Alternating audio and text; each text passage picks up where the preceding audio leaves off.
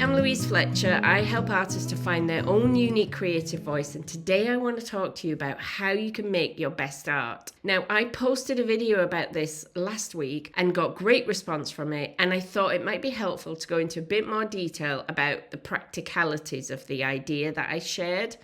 So I shared this idea that the way to make your best art is to find the things that feel most natural, most easy, most flowful for you to do, and that then do those things more, and notice the things you really don't like doing and do those things less. And that really is the simple secret to making your best art. But of course it isn't that simple, is it? Because we have all sorts of barriers and blocks and mental things going on that make us not be able to easily access that, or many of us. For example, we think life should be difficult and a struggle, and if it's not a struggle, it's not worth doing. And it takes a mental leap to be able to realize that actually that's not true. Others of us are brought up to believe that we shouldn't waste supplies, waste anything, and that messing about with paint to find your way would be a waste of precious resources. And so you'll have that block going on whenever you hear me say you just have to play with paint, you're thinking, but it's so expensive, which it is. And still others will have fear blocking them from a fear of what other people might say, which might be ingrained from when you were a child. Usually these things are. So you might be afraid of doing anything that isn't conventional in case other people wonder what's wrong with you. That's not a common fear. We want to fit in with everyone else as humans. Problem is, as artists, we have to learn not to fit in.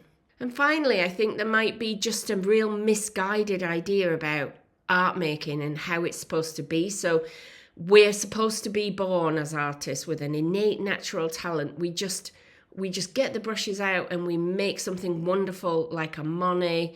Or if we don't do that, it means we shouldn't be doing this, we should be doing something else and we should give up. Many of us carry that belief, and so we compare ourselves to other people and get worried about that. And I'm teaching an 8-day course. If you're watching this live, get yourself signed up because this is such a great course. In the free course, I'll be doing all sorts of exercises, painting exercises to free you up of these beliefs. But I just want you to start thinking about, maybe journal about where your blocks came from. So if you feel everything should be a struggle and there's no point in doing things that are easy, ask yourself more about that. Like, why do you believe that? Why do you believe art should be a struggle or life should be a struggle?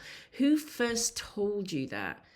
Because if you think about it, in actuality, the things that come easiest to us, that means we have a talent for them. It comes very naturally to me to teach. I have a talent for it.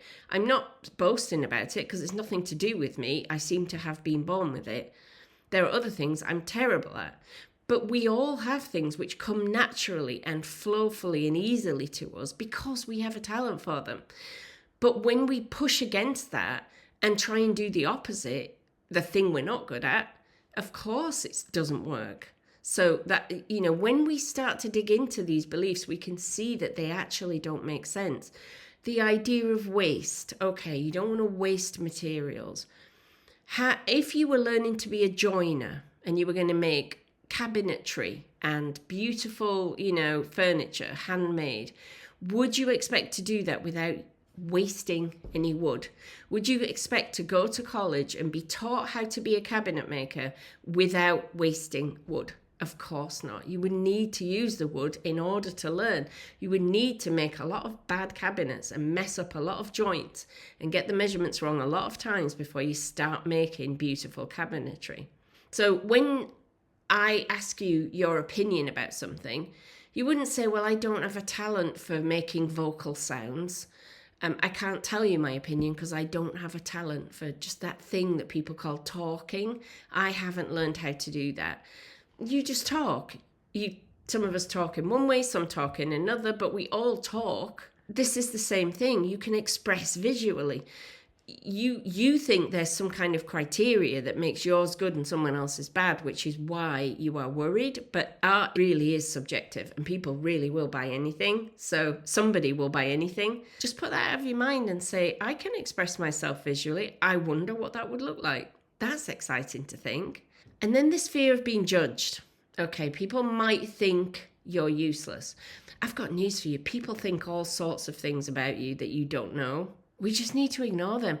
Unless you agree with your spouse's taste in everything, the way they dress, the books they read, the TV shows they watch, the movies, the history they're interested in, the newspaper they like, unless you think everything about them is perfect and their opinions are always right, why would you take their opinion into consideration about your art? The only opinion that matters is this one. And I know it's easy for me to say and hard to overcome, but I want to sow the seeds, because this process of overcoming this begins with the realization of the reality, and then you can start sowing different seeds. And you will get there, because I genuinely don't care what my friends and family think about my artwork. Most of them don't like it. It doesn't matter. It doesn't come between us. We don't talk about it. It doesn't matter. I have other people that like my artwork, and you will too. And finally, this idea of comparing ourselves and thinking that we have to have God-given innate talent. You already do. You already have that. The people you are comparing yourself to and despairing are the people who have found their flow and are doing the thing they love. All you have to do is do that, right? That's it. So I hope this gives you something to think about and maybe to journal about, like, where did I get this belief from? You weren't born with it. As a tiny infant, you weren't born with the blocks. They came from other people. They're just our parents. They don't know everything. They were just a teacher at school. They didn't know everything. They were just your friend, just your sibling. They didn't know everything. Once you realize that, you can start to unpick this stuff and be free to do the explorations that are going to get you where you want to go. And I'm going to give you guided explorations in the free course. So make sure you signed up for that, and make sure you're getting our emails. And if you sign up and you don't get our emails, you can contact me via my website at Louise Fletcher Art. There's a contact button, or at louisefletcherart@gmail.com. And we will get back to you and get you signed up and see what's going on, because email is unreliable these days. We all know that. It's the best, still the best we've got, but it's not great. Anyway, I can't wait to get started and help you out. And if you're watching this later, there will always be a wait list to add your name to on my website for the next time. But this only happens once a year. So if you're watching it live, come and join us. And if you've missed the course, I hope these tips were helpful anyway. I'll see you next time. Bye.